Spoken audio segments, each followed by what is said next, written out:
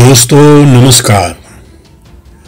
कहते हैं भारत में भ्रष्टाचार और भ्रष्टाचार में भारत एक ही सिक्के के दो पहलू हैं। भारत में यूं तो भ्रष्टाचार कूट कूट कर भरा है।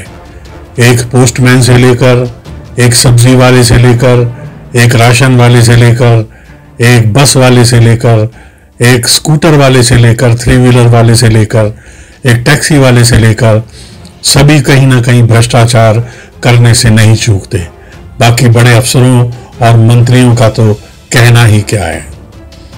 वैसे भ्रष्टाचार के मामले में भारत भूटान के बाद दक्षिण एशिया का दूसरा सबसे साफ सुथरी छवि वाला देश है, जिसे हाल ही में जारी करप्शन परसेप्शन इंडेक्स 2021 में 180 देशों की सूची में 85वें स्थान पर रखा गया है। इस इंडेक्स में भारत को कुल 40 अंक दिए गए हैं। पहला भ्रष्टाचार का मामला 1948 में आया था, जिसमें जीप घोटाला सामने आया था और इसमें V.K. कृष्ण मेनन का नाम सामने आया था, जिसकी वजह से बाद में उनकी बहुत किरकिरी हुई थी। 1951 में मुदगुल मामला ने भी खूब सुर्खियां बटोरी और पूरी व्यवस्था को कटघरे में खड़ा कर दिया। 1962 भ्रष्टाचार मिटाने के लिए लाल बहादुर शास्त्री द्वारा सनातनम समिति गठित की। समिति ने अपनी रिपोर्ट में कहा कि पिछले 16 वर्षों में मंत्रियों और भ्रष्ट अफसरों ने अवैध रूप से धन प्राप्त करके बहुत सारी संपत्ति बना ली है। न जाने वो ये संपत्ति कहाँ लेकर जाएंगे।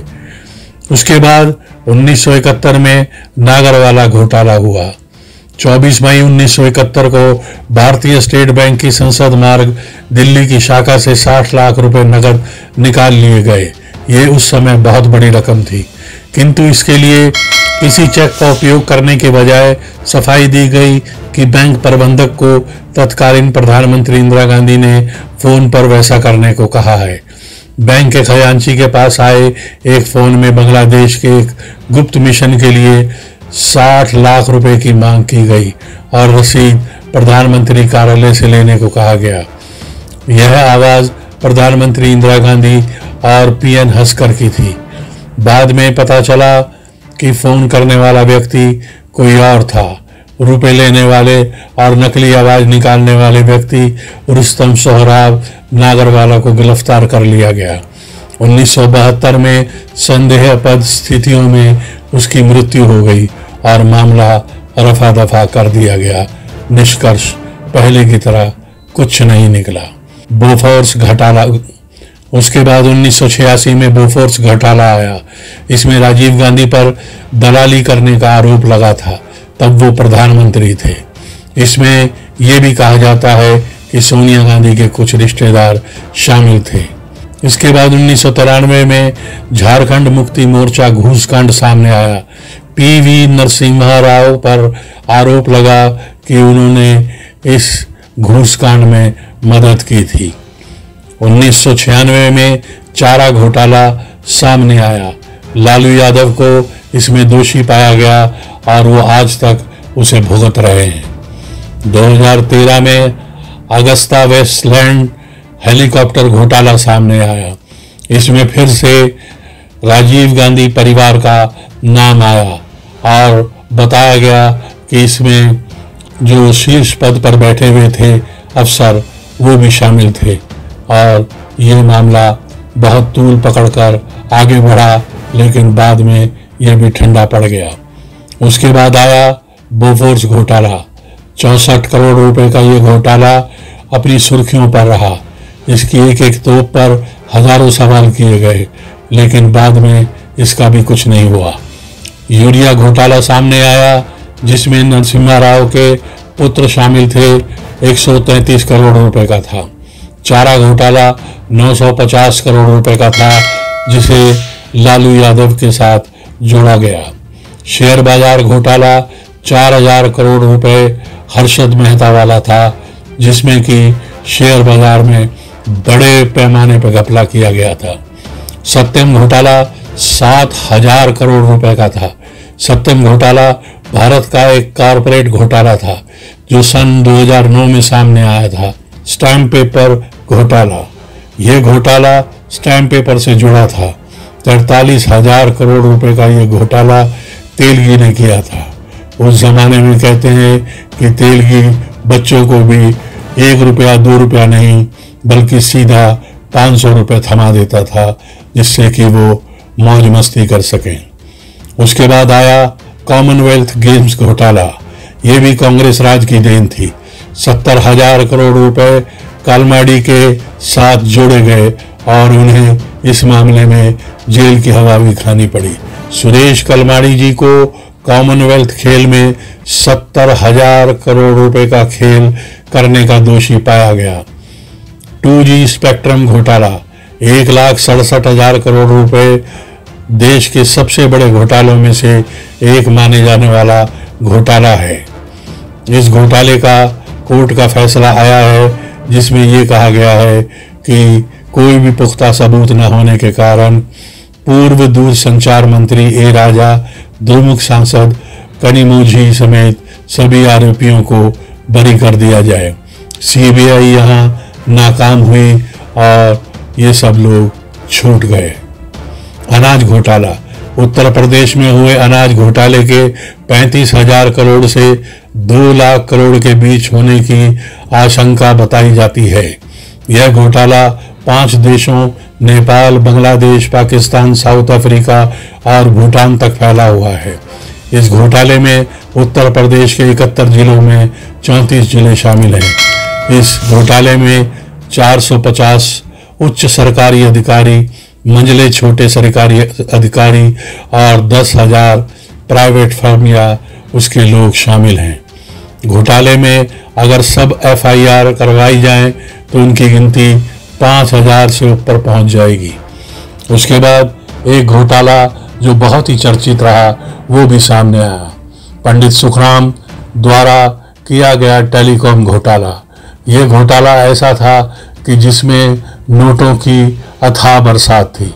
बताया जाता है कि उनके टॉयलेट में, उनके बिस्तरों के अंदर, उनके सोफों के अंदर, उनकी छत में हर जगह नोट ही नोट छुपा कर रखे गए थे। इसके अलावा बीजेपी शासित मध्य प्रदेश में व्यापम घोटाला सामने आता है, जिस पर बीजेपी पर दाग लगा था।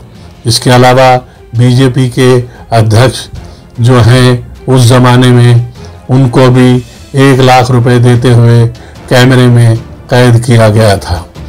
जूदेव सिंह द्वारा किया गया घोटाला भी सामने आता है, जिसमें उन्होंने कहा था कि पैसा खुदा तो नहीं लेकिन खुदा से कम भी नहीं। बसपा सरकार में हुए 1400 करोड़ के स्मारक घोटाले में विजिलेंस ने 57 आरोपियों के खिलाफ चार्जशीट दाखिल की। विजिलेंस ने बसपा सरकार के तत्कालीन 2 मंत्री नसीमुद्दीन सिद्दीकी और बाबू सिंह कुशवाहा के खिलाफ भी जांच की, मगर हुआ कुछ भी नहीं और वो हाथी आज भी वहां खड़े हुए हैं। सुब्रमण्यम स्वामी ने कोर्ट में अर्जी दाखिल कर एक समय पर आरोप लगाया कि सोनिया गांधी और राहुल गांधी ने कांग्रेस पार्टी से लोन देने के नाम पर नेशनल हेराल्ड की 2,000 करोड़ की संपत्ति जब्त कर ली है। कांग्रेस ने पहले नेशनल हेराल्ड की कंपनी एसोसिएट जनरल लिमिटेड को 26 फरवरी 2011 को 90 करोड़ रुपए का ऋण दिया।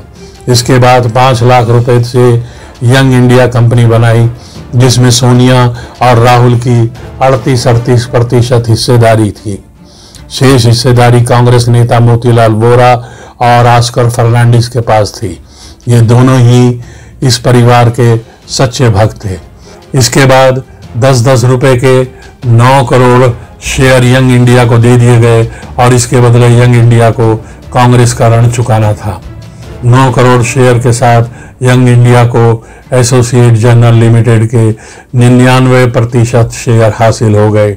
इसके बाद कांग्रेस पार्टी ने 90 करोड़ का ऋण भी माफ कर दिया, यानी यंग इंडिया को मुफ्त में एजेल का स्वामित्व मिल गया। राहुल गांधी और सोनिया अभी इसी केस में जो है बेल पर बाहर हैं। टीएमसी का शारदा चिट फंड घोटाला भी बहुत चर्चित रहा। उसमें गरीबों का जमा किया हुआ पैसा खा लिया गया और लाखों करोड़ का घपला कर दिया गया। महाराष्ट्र के बहुचर्चित वसूली कांड में गृह मंत्री पद से अनिल देशमुख ने इस्तीफा दे दिया।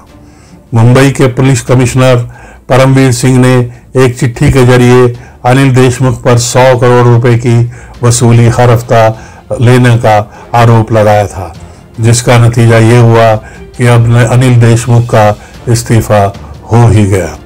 फरवरी के आखिर हफ्ते में मुंबई में एंटिलिया के बाहर एक संदिग्ध कार मिली जिसमें विस्फोटक थे। एंटिलिया जो है मुकेश अंबानी के घर का पता है। 5 मार्च को जब गाड़ी के मालिक का शव मिला तब मुंबई पुलिस के इंस्पेक्टर सचिन वाजे पर सवाल खड़े हुए।